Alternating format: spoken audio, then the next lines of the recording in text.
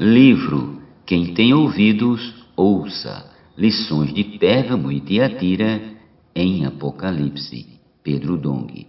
Capítulo 3. Tema desta semana: os desvios da Igreja nos primeiros séculos. Meta de hoje: leitura das páginas 48 a 50. O desvio do batismo de crianças. No período da Igreja em Pérgamo, além das heresias com respeito à Trindade Divina, houve outro que deixou marcas negativas na história da Igreja e que ficou bastante evidente no período seguinte ao de Pérgamo, o da Igreja em Tiatira. Foi com respeito ao batismo, especialmente o de crianças. Segundo Lutero, batismo é uma palavra grega e pode ser interpretada em latim como mércio, ou seja, imersão. Por isso o batismo tinha que ser por imersão. É importante ressaltar que a observância dos ritos tinha uma enorme relevância para os primeiros crentes, pois eles acreditavam que as águas do batismo purificavam a alma do homem por completo. Foi nessa época que surgiram os batistas, os quais se opuseram fortemente ao batismo infantil, pois defendiam que não havia base bíblica para aquilo. Em contrapartida, havia também os pedobatistas, os quais criam e defendiam firmemente que havia inferências em diversas passagens bíblicas mostrando que os apóstolos batizavam crianças. Irineu, um bispo de Lyon, fazia alusão ao batismo infantil em seus escritos já no final do segundo século. Nessa época, o batismo era ensinado como uma completa purificação da alma para todas as faixas etárias e condições da humanidade. Ele pregava que se você tivesse problema de caráter ou com algum pecado e fosse batizado, seria completamente purificado. Por essa razão, muitos pais levavam seus bebês para ser batizados antes que morresse sob a maldição original do pecado. Baseado nisso, conforme vimos em capítulos anteriores, os imperadores adiavam o batismo até próximo da morte, com a ideia de emergir nas águas para morrer na esfera pura e abençoada.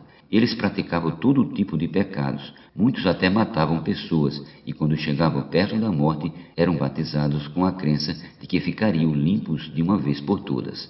Essa era a crença e a prática do batismo que se iniciou no tempo da Igreja em Pérgamo e se desenvolveu amplamente com Tiatira.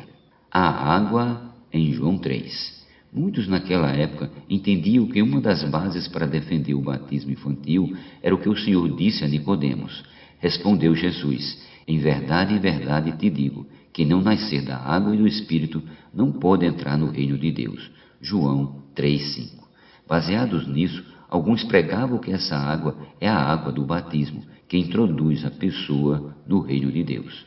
De acordo com as palavras de João Batista, lemos: eu vos batizo com água para arrependimento, mas aquele que vem depois de mim é mais poderoso do que eu, cujas sandálias não sou digno de levar. Ele vos batizará com o Espírito Santo e com fogo. Mateus 3,11.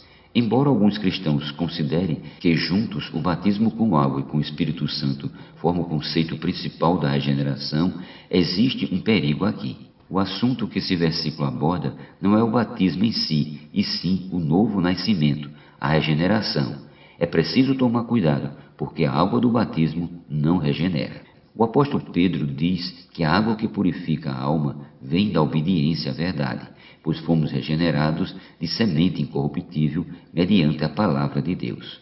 1 Pedro capítulo 1, versículos do 22 ao 23. Esse trecho, assim como o trecho do capítulo 3 do Evangelho de João, se refere ao novo nascimento. Logo, o que regenera é a palavra de Deus e não a água do batismo. Na crucificação de Jesus, quando o soldado furou seu lado com uma lança, saiu sangue e água. João 19:34. O sangue é para nossa redenção. Deus precisa resgatar, redimir o pecador de volta a si. Mas para que serve a água? A água é para regenerar, é para dar a vida de Deus ao homem. A água que saiu do lado de Jesus não é a água do batismo, é a palavra de Deus como Espírito e como vida. É essa água que nos regenera, que nos dá vida. Salmo 36, 9, João capítulo 4, versículo 14, capítulo 7, versículo 37 ao 39 e Apocalipse 21, 6.